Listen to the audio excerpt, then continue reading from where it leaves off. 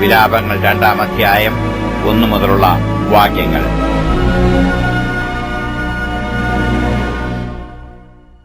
അയ്യോ, യഹോവ സീയോൻ പുത്രിയെ തന്റെ കോപത്തിൽ മേഘം കൊണ്ട് മറച്ചതെങ്ങനെ? അവൻ ഇസ്രായേലിന്റെ മഹത്വം ആകാശത്തിൽ നിന്ന് ഭൂമിയിൽ ഇട്ടുകളഞ്ഞു. തന്റെ കോപദിവസത്തിൽ അവൻ തന്റെ പാദപീഠത്തെ ഓർത്തതുമില്ല. കർത്താവ് കരുണ കാണിക്കാതെ യാക്കോബിന്റെ മേച്ചിൽപ്പുറങ്ങളെയൊക്കെയും നശിപ്പിച്ചിരിക്കുന്നു. തന്റെ ക്രോധത്തിൽ അവൻ യഹൂദാപുത്രിയുടെ കോട്ടകളെ ഇടിച്ചു കളഞ്ഞിരിക്കുന്നു. രാജ്യത്തെയും അതിലെ പ്രഭുക്കന്മാരെയും അവൻ നിലത്തിട്ട് അശുദ്ധമാക്കിയിരിക്കുന്നു. തന്റെ ഉഗ്രകോപത്തിൽ അവൻ ഇസ്രായേലിന്റെ കൊമ്പ് ഒക്കെയും വെട്ടിക്കളഞ്ഞു. തന്റെ വലങ്കൈ അവൻ ശത്രുവിൻ മുമ്പിൽ നിന്ന് പിൻവലിച്ചു കളഞ്ഞു. ചുറ്റും ദഹിപ്പിക്കുന്ന ജ്വാല പോലെ അവൻ യാക്കോബിനെ ദഹിപ്പിച്ചു കളഞ്ഞു. ശത്രു എന്ന പോലെ അവൻ വില്ലുകുലച്ചു. വൈരി എന്ന പോലെ അവൻ വലങ്കൈ ഓങ്ങി. കണ്ണിന് കൗതുകമുള്ളതു ഒക്കെയും നശിപ്പിച്ചു കളഞ്ഞു. സീയോൻ പുത്രിയുടെ കൂടാരത്തിൽ തന്റെ ക്രോധം തീ പോലെ ചൊരിഞ്ഞു. കർത്താവ് ശത്രുവെ പോലെയായി ഇസ്രയേലിനെ മുടിച്ചു കളഞ്ഞു. അവരുടെ അരമനകളെയൊക്കെയും മുടിച്ചു അവരുടെ കോട്ടകളെ നശിപ്പിച്ചു കളഞ്ഞു. യഹൂദാപുത്രിക്ക് ദുഃഖവും വിലാപവും വർദ്ധിപ്പിച്ചിരിക്കുന്നു. അവൻ തിരുനിവാസം ഒരു തോട്ടം പോലെ നീക്കിക്കളഞ്ഞു. തന്റെ ഉത്സവസ്ഥലം നശിപ്പിച്ചിരിക്കുന്നു. യഹോവ സിയോനിൽ ഉത്സവവും ശബത്തും മറക്കുമാറാക്കി. തന്റെ ഉഗ്രകോപത്തിൽ രാജാവിനെയും പുരോഹിതനെയും നിരസിച്ചു കളഞ്ഞു. കർത്താവ് തന്റെ യാഗപീഠം തള്ളിക്കളഞ്ഞു. തന്റെ വിശുദ്ധ മന്ദിരം വെറുത്തിരിക്കുന്നു. അവളുടെ അരമന മതിലുകളെ അവൻ ശത്രുവിന്റെ കൈയിൽ ഏൽപ്പിച്ചു. അവർ ഉത്സവത്തിലെന്ന പോലെ യഹോവയുടെ ആലയത്തിൽ ആരവമുണ്ടാക്കി. യഹോവ സിയോൻ പുത്രിയുടെ മതിൽ നശിപ്പിപ്പാൻ നിർണയിച്ചു. അവൻ അളന്നു നശിപ്പിക്കുന്നതിൽ നിന്ന് കൈ പിൻവലിച്ചില്ല. അവൻ കോട്ടയും മതിലും ദുഃഖത്തിലാക്കി. അവ ഒരുപോലെ ക്ഷയിച്ചിരിക്കുന്നു. അവളുടെ വാതിലുകൾ മണ്ണിൽ പൂണ്ടുപോയിരിക്കുന്നു. അവളുടെ ഓടാമ്പൽ അവൻ തകർത്ത് നശിപ്പിച്ചിരിക്കുന്നു. അവളുടെ രാജാവും പ്രഭുക്കന്മാരും ന്യായപ്രമാണമില്ലാത്ത ജാതികളുടെ ഇടയിൽ ഇരിക്കുന്നു. അവളുടെ പ്രവാചകന്മാർക്ക് യഹോവയിങ്കൽ നിന്ന് ദർശനം ഉണ്ടാകുന്നതുമില്ല. സിയോൻ പുത്രിയുടെ മൂപ്പന്മാർ മിണ്ടാതെ നിലത്തിരിക്കുന്നു. അവർ തലയിൽ പൊടി വാരിയിട്ട് രട്ടെടുത്തിരിക്കുന്നു. യെരൂശലേം കന്യകമാർ നിലത്തോളം തല താഴ്ത്തുന്നു. എന്റെ ജനത്തിൻ പുത്രിയുടെ നാശം നിമിത്തം ഞാൻ കണ്ണുനീർ വാർത്ത് കണ്ണ് മങ്ങിപ്പോകുന്നു. എന്റെ ഉള്ളം കലങ്ങി കരൾ നിലത്ത് ചൊരിഞ്ഞു വീഴുന്നു.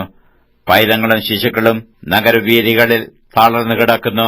അവരുടെ നിഹിതന്മാർ നഗരവീഥികളിൽ തളർന്നു കിടക്കുമ്പോഴും അമ്മമാരുടെ മാർവിൽ വെച്ച് പ്രാണൻ വിടുമ്പോഴും ആഹാരവും വീഞ്ഞും എവിടെയെന്നു അമ്മമാരോട് ചോദിക്കുന്നു. യെരൂശലേം പുത്രിയെ ഞാൻ നിന്നോട് എന്തു സാക്ഷീകരിക്കേണ്ടു? എന്തൊന്നിനെ നിന്നോട് സദൃശമാക്കേണ്ടു? സിയോൻ പുത്രിയായ കന്യകയെ ഞാൻ നിന്നെ ആശ്വസിപ്പിപ്പാൻ എന്തൊന്നു നിന്നോട് ഉപമിക്കേണ്ടു? നിന്റെ മുറിവ് സമുദ്രം പോലെ വലുതായിരിക്കുന്നു. ആർ നിനക്ക് സൗഖ്യം വരുത്തും? നിന്റെ പ്രവാചകന്മാർ നിനക്ക് ഭോഷത്വവും വ്യാജവും ദർശിച്ചിരിക്കുന്നു.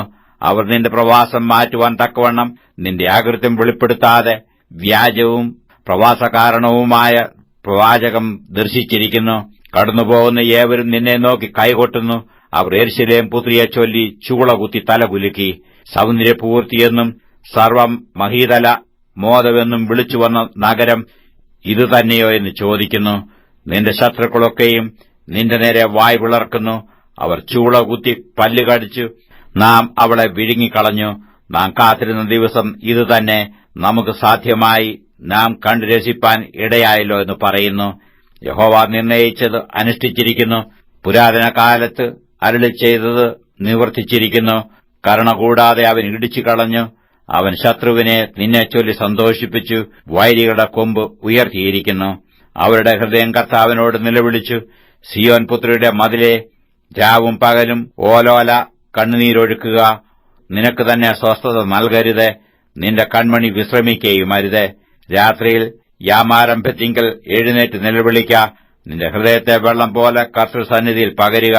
വീഥികളുടെ തലയ്ക്കലൊക്കെയും വിശപ്പുകൊണ്ട് തളർന്നു കിടക്കുന്ന നിന്റെ കുഞ്ഞുങ്ങളുടെ ജീവരക്ഷയ്ക്കായി അവങ്കിലേക്ക് കൈമലർത്തുക. യഹോവേ, ആരോടാകുന്നു നീ ഇങ്ങനെ ചെയ്തതെന്ന് ഓർത്ത് കടാക്ഷിക്കണമേ. സ്ത്രീകൾ ഗർഭഫലത്തെ കൈയിൽ താലോലിച്ചു പോരുന്ന കുഞ്ഞുങ്ങളെ തന്നെ തിന്നണമോ? കർത്താവിന്റെ വിശുദ്ധ മന്ദിരത്തിൽ പുരോഹിതനും പ്രവാചകനും കൊല്ലപ്പെടണമോ? വീഥികളിൽ ബാലനും വൃദ്ധനും നിലത്തു കിടക്കുന്നു.